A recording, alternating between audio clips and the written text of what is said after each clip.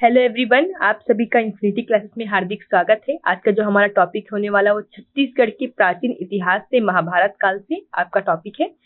तो चलिए स्टार्ट करते हैं। सबसे पहले हम ये समझेंगे कि महाभारत काल में हम छत्तीसगढ़ को बोलते क्या थे। ठीक है, तो हमको पता होना चाहिए जब महाभारत काल चल रहा था उस समय छत्तीसगढ़ का नाम था प्राक कौशल और बस्तर का नाम क्या था, कांता। ठीक है, क्लियर है।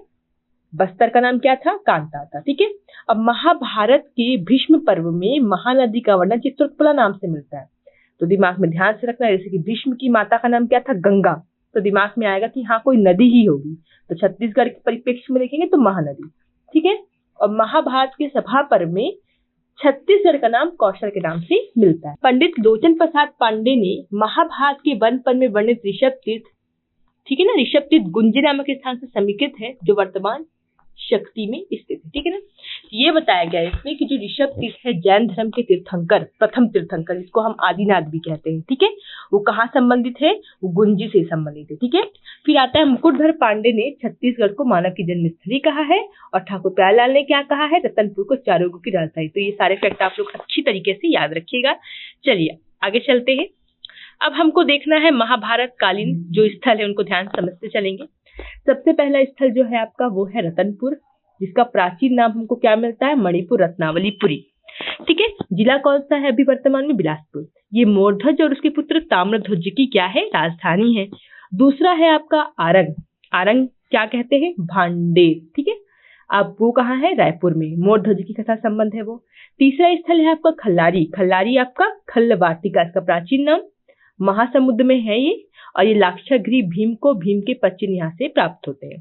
फिर चौथा है आपका सिरपुर, चित्रांगदपुर कहते हैं, और ये अर्जुन के पुत्र बब्रुवाहन की राजधानी भी रहा है। और गुंजी सभी जानते हैं भाई, दमऊ रहा है शक्ति ऋषभ देव की जानकारी।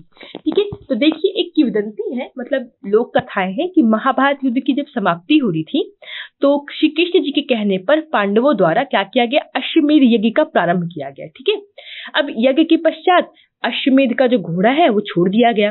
अब वो घोड़ा जिस क्षेत्र में पहुंचता था उस राज्य के राजा को वहां की दास्तां स्वीकार करनी पड़ती थी। अब वो घोड़ा निरंतर आगे बढ़ता गया और अर्जुन उसका निरीक्षण कर रहा था कि वो कहाँ कहाँ जा रहा है। अब घोड़ा आगे बढ़ते बढ़ते कहाँ पहुंच गया, रतनपुर सीमा में पहुंच गया। ठीक है, उस समय रतनपुर के तत्कालिक राजा कौन थे, मोरध्वज। ठीक, वो बहुत ही बड़े धर्मात्मा थे, विष्णु के परम भक्त थे। उनका पुत्र था ताम्रध्वज। ठीक, वो बहुत ही ज्यादा यशस्वी था, छोटा सा बच्चा था, लेकिन उसको युद्ध विद्ध बहुत अच्छे से युद्ध उसको करना आता था। ठीक है, अब क्या होता है कि अर्जुन का जो घोड़ा है वो ताम्रध्वज पकड़ लेता है। अब अर्जुन और ताम्रध्वज के बीच होती लड़ाई। अब लड़ाई होती है तो क्या होता है कि एक तीर मार के ताम्रध्वज अर्जुन को मूर्छित कर देता है और घोड़ा लेके चला जाता है।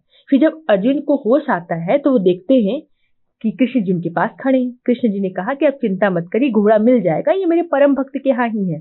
तो बोलते ठीक है। बोलते वो आपका परम भक्त कैसे हुआ, मैं हूँ आपका परम भक्त। तो बोलते नहीं, वो मेरा परम भक्त है। तो बोलते चलिए इसकी परीक्षा लेते हैं। तो बोले चलिए। तो उन्होंने क्या किया, भगवान कृष्ण और अर्जुन ब्राह्मण का वेश लिए और यमराज को बुला के उसको सिंह का वेश धारण करवाए और रतनपुर की ओर चल दिए। अब दरबार में गए और श्री कृष्ण ने अपने साथ आए सिंह के लिए सिर्फ मनुष्य का मांस खाने की बात कही, जिसमें यह शर्त रखी गई कि राजा रानी अपने इकलौते पुत्र जो ताम्रध्वज है उसके शरीर को आरे से कटवाएं और कटवा करके उसका मांस दें खाने के लिए। तो यह सुन के भाई थोड़ा तो अजीब लगा मोरध्वज को, लेकिन वो बोला कि नहीं, बिल्कुल आप ब्राह्मण हैं, आपने मांग की है, मैं जरूर पूरी करूंगा। और वो अपने पुत्र का शरीर आरे से कटवा देते हैं। ठीक है ना, इसी वजह से आरे से अंग चीरने के कारण क्षेत्र का नाम क्या पड़ता है, आरंग पड़ता है। क्लियर। फिर बाद में भगवान कृष्ण उस बच्चे को जीवित भी कर देते हैं और ये सिद्ध हो जाता है कि उनका जो भक्त है वो कितना बड़ा दानी प्रकृति का है। ठीक है, ये रही आपकी किंवदंती। आम जनता में बहुत ये जो किंवदंती है वो प्रचलित रही है। ठीक है, तो चलिए एक बार मैप में देख लेते हैं हम थोड़े से स्थलों को।